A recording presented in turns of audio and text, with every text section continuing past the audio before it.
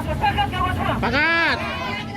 Kawan-kawan, sekali lagi kedatangan kita di sini tegas kawan semua. Tidak Angkat poster. selain mengecam Singapura dan meminta Singapura untuk meminta maaf kepada umat Islam Indonesia kawan semua. Yang harusnya mengayomi warga negara Indonesia, tapi hari ini diam kawan semua. Sepakat kawan semua?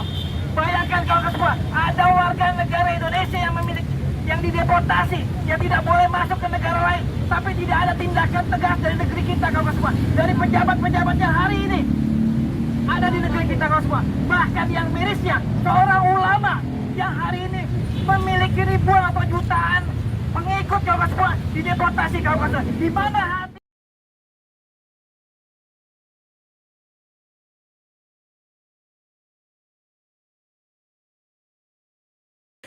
firman Allah tersebut dilanggar oleh Ustadz Abdul Somad. Walaupun alasannya dia berbicara di internal, walau dia berbicara itu di sebuah majelis, walaupun Ustadz Abdul Somad ini berbicara dia itu di dalam orang-orang muslim saja, tidak ada orang non muslim, ini bukan berarti ini internal. Ketika suara itu sudah nyampe ke eksternal, bocor nyampe keluar, ini menjadi urusannya eksternal. Ketika negara-negara lain pun melihat bahwa kelompok-kelompok ini adalah penceramah intoleran, radikal, maka ini menjadi sebuah atensi. Jangan sampai ini masuk ke negara kami untuk membuat provokasi, propaganda, adu domba, ujaran kebencian yang sama seperti yang dilakukan di negaranya. Metano ya, jangan lupa ya subscribe, like, beri komen, dan juga bagikan kepada semua grup-grup di WhatsApp, di Instagram, di FB, dan seterusnya dan sebagainya, supaya Anda memberkati banyak orang. Dan jangan lupa tombol lonceng dipencet. Salam Bapak Ibu Saudara-saudari yang dikasihi Yesus dan Yesus kasih. Bertemu kembali dengan saya Pendeta Aris Lubis. Saudara Bapak Ibu sekalian, penolakan UAS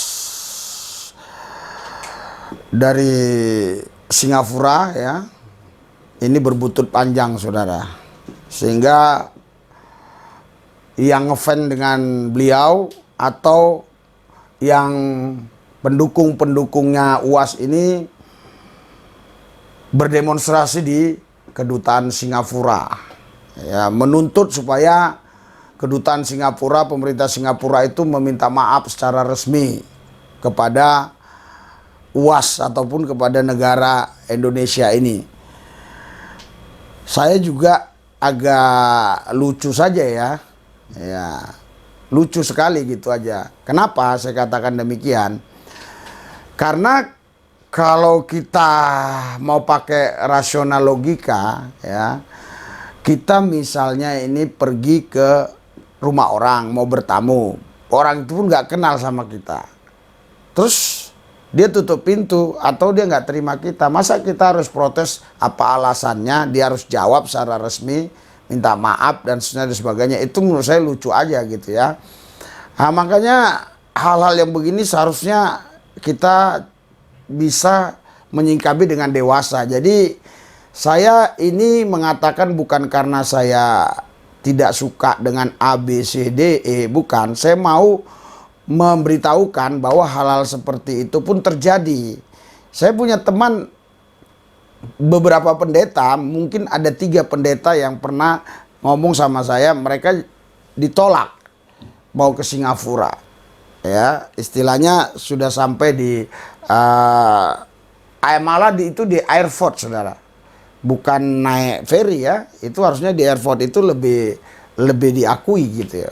Nah, itu ditolak gitu. Dan mereka nggak gembor-gembor tuh, sehingga buat di akun YouTube, di akun Facebook, di Instagram dan seterusnya dan sebagainya. Ini yang membuat heboh ini kan karena Pak Ustadz Abdul Somad buat di sosmed kan, baik di Instagram, mungkin di sosmed yang lain-lain lagi. Jadi dengan adanya itu ya mungkin ya pendukung-pendukungnya yang sangat setia ini ya begitu ya, demo.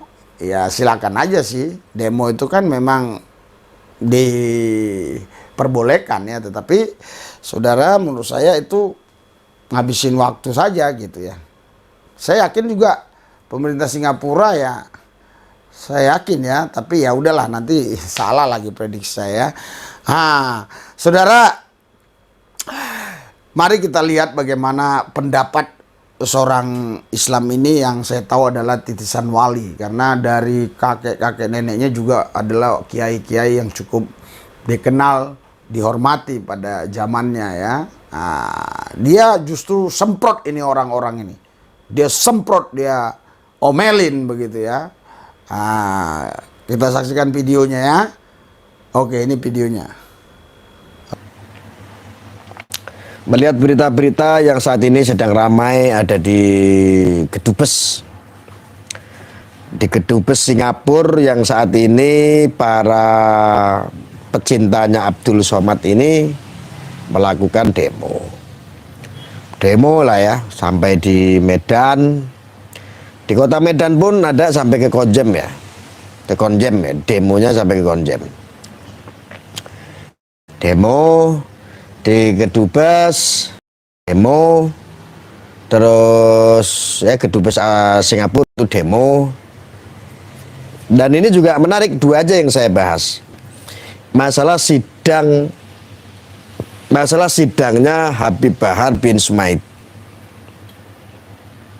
Ya, tentang sidangnya Habib Bahar bin Sumaid yang saat ini gondok-gondokan ya. Kabarnya kan seperti itu. Ya.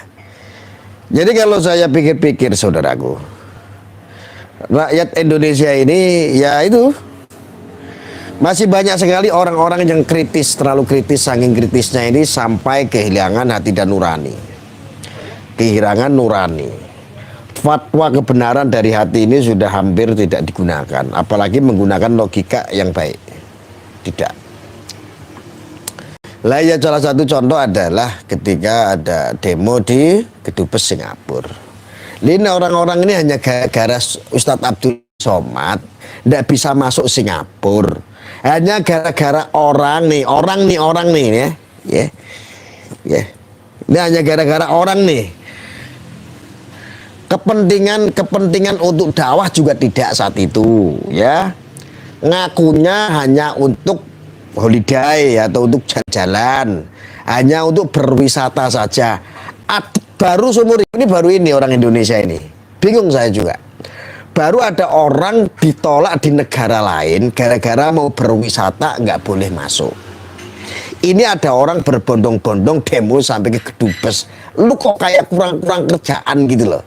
Yang bayar tuh siapa sih? Oh, nggak ada yang bayar. Oh, pakai dana umat. Iya, gue tahu dana umat memang besar untuk demo. Gue tahu lah. Apalagi dana yang mengatasnamakan umat untuk persatuan ya. Ya. Takut kalau ada salah satu ustadz yang dipersekusi, ada ustadz-ustadz kita atau ulama kita ini yang didolimi seolah-olah seperti ya. Makanya dana itu bisa digunakan ya. Dana sumbangan-sumbangan itulah ya. Demo dan lain-lain sebagainya. Kenapa saya bilang kalian itu tidak punya hati nurani? Iya, bagaimana mau berbicara menggunakan hati nurani? Akal saja sudah nggak dipakai. Akal saja sudah nggak dipakai. Coba bayangkan. Hanya gara-gara orang pengen main mau masuk Singapura, Singapura nggak mau terima. Singapura tuh nggak mau terima gitu loh.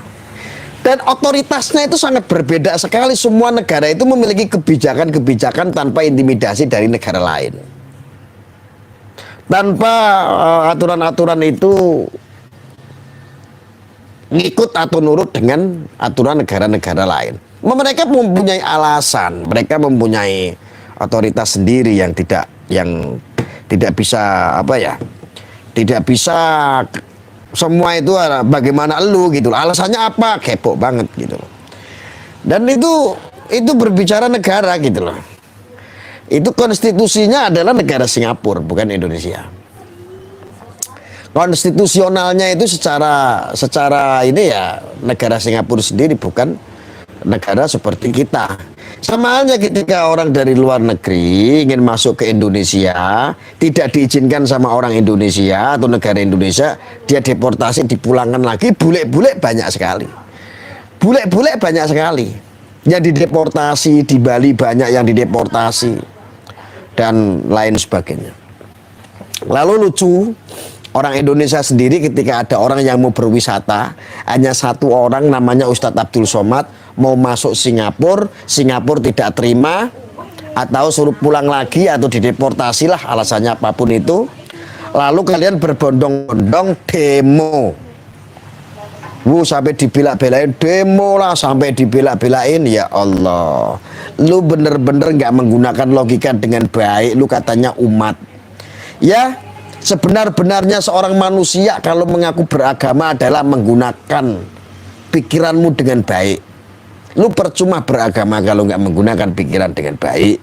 Mubajir, apa yang mau dipelajari dalam agamamu kalau nggak menggunakan pikiran dengan baik? Kamu baca Al-Quran bisa, ya, baca maknanya bisa, menafsirkannya itu yang kadang-kadang kamu itu tidak bisa. Terkadang-kadang Al-Quran, hadis semuanya benar, tetapi pemahaman Anda yang tidak benar. Kan sama aja bohong kan begitu. Kenapa? Pikiranmu. Makanya Allah itu ciptakan pikiran manusia itu nggak semuanya itu baik dan semuanya pintar. Makanya ada kiai, ada ulama, ada guru datang supaya apa? Barangkali spesifikasi cara kamu berpikir itu kurang. Ya ini, jadi nggak cuman Anda itu nggak cuman punya hati nurani, apa nggak punya hati nurani, tapi udah nggak punya akal lagi. Hanya gara-gara seorang Ustadz Abdul Somad mau wisata, mau dolan gitu, mau main masuk Singapura nggak bisa. Demonya bertubi-tubi, ya Allah.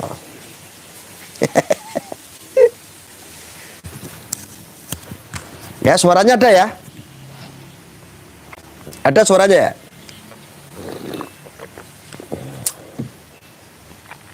Ya.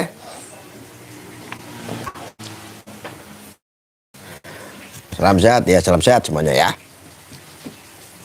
Oke. Oke. Ya. Jadi saudara-saudaraku semuanya itu harus jelas. Kalau Anda itu menggunakan pikiran, kita itu harus serba legowo dan memaklumi. Kenapa sih UAS itu ditolak?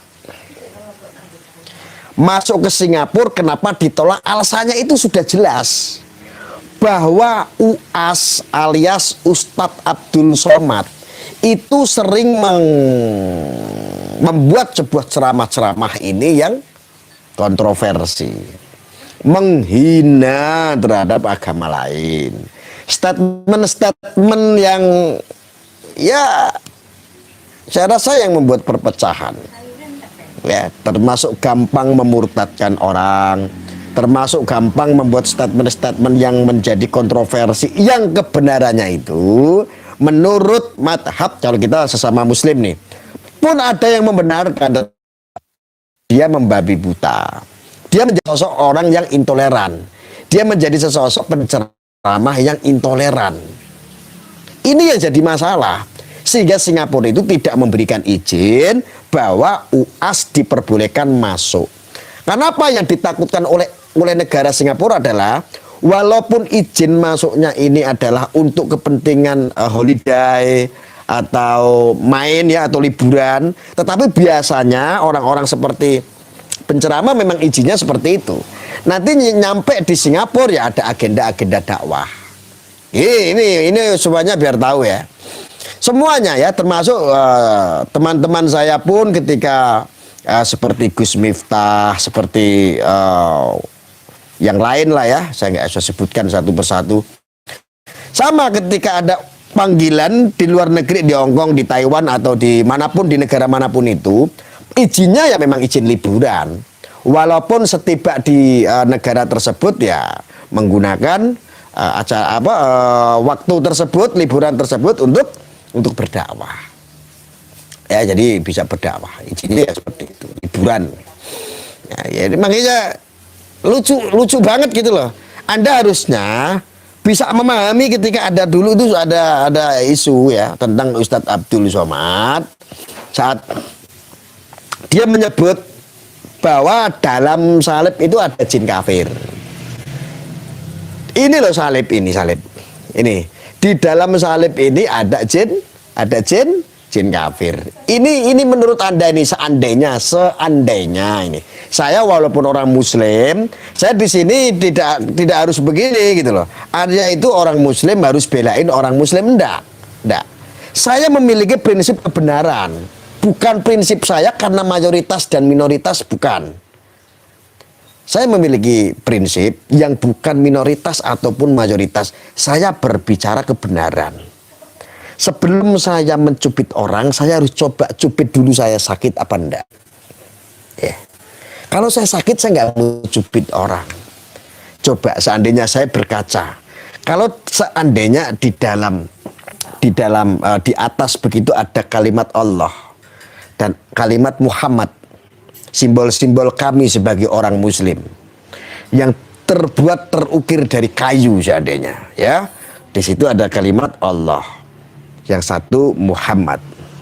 Lalu saudara kita yang beragama non-Muslim ini bilang saat diceramah di tempat gereja mereka seandainya, itu kalimat-kalimat Allah punya Islam itu, dia itu ada iblisnya.